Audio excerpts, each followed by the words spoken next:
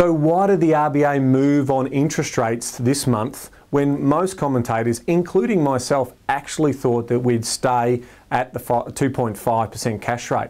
So the 25 basis point reduction, what's behind that? Well, the story is a story of around, this rate cut was really for our currency. And we really need to get that currency lower.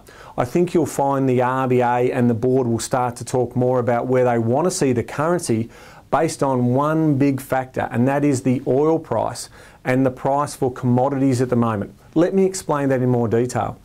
We've seen around a 60% reduction in the oil price since early December. Now, it's come back around 15%, but in reality, what it actually means for Australia is we're a net exporter of energy. We've got coal, we've got natural gas. We export that to produce energy for other nations. Now, when the oil price comes down, it potentially affects that net export. Now, when that's happening, it also reduces the price for those other commodities.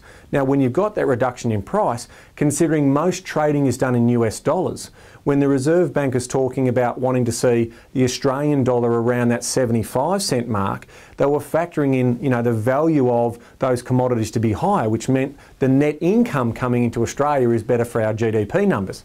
Well, when you reduce that significantly, what actually happens it means that we need to either export more, and that's not necessarily possible given the capacity constraints that you might have.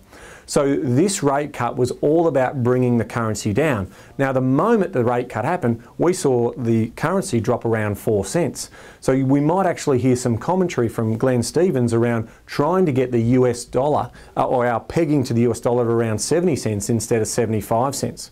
Now, that's all boding well for hopefully even lower interest rates this side of Christmas, which again is a little bit of a surprise for me because, from my point of view, I've been looking at the building approvals and the construction-led recovery that was being talked about. And we're definitely seeing it in terms of the residential planning approvals. We've seen nearly 200,000 approvals, and now that's future booked construction that's going to happen, and that's going to create jobs in the construction industry.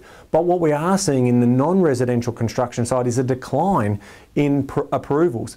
Now that's telling us that business confidence, and we're seeing it in the business confidence surveys, is that they're not confident yet. They just don't have the sentiment shift to sort of invest that money. So by making monetary policy cheaper, it's going to allow them to actually get hopefully some confidence around borrowing that money so they can invest back into their business. And when you invest back into the business, it usually means you need human resources, which is employees coming in. Now that's the other story here. It's the unemployment story.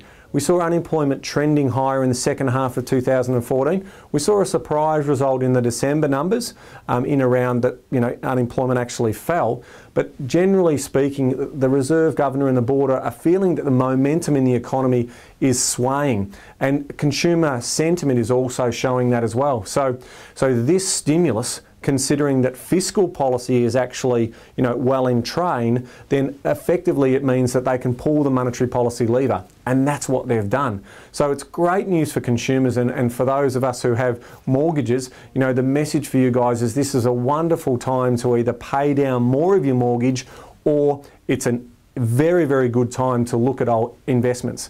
Now, what I mean by investments, if you can only get 2.5% in 3% in a term deposit, and with the equity markets quite unstable and quite volatile at the moment, considering what's going on around the world, then property investment could also be a consideration for you. Now, I've got to add that if we do see property values skyrocketing higher, there will be other measures of which the RBA and APRA will put in place around protecting that, so we don't see a situation where we overcook the property market. But I will say that 2015 could become a story of chasing property yield as opposed to growth. So it means that some of the bigger cities won't have that because the value of growth has gone so quickly that the yields aren't coming in behind it. So we're going to be looking at other locations to chase that yield. And when we're talking about the cost of money and borrowing in that sort of mid-4s, 4.5% range, it's very attractive if you're getting 6-7% yields in some of these locations to look at investing in property in those areas.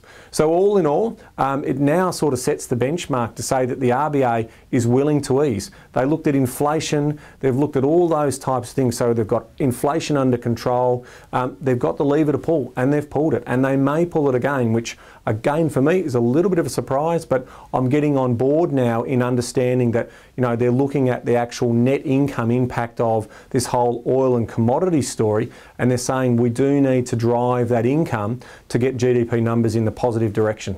Thanks for watching.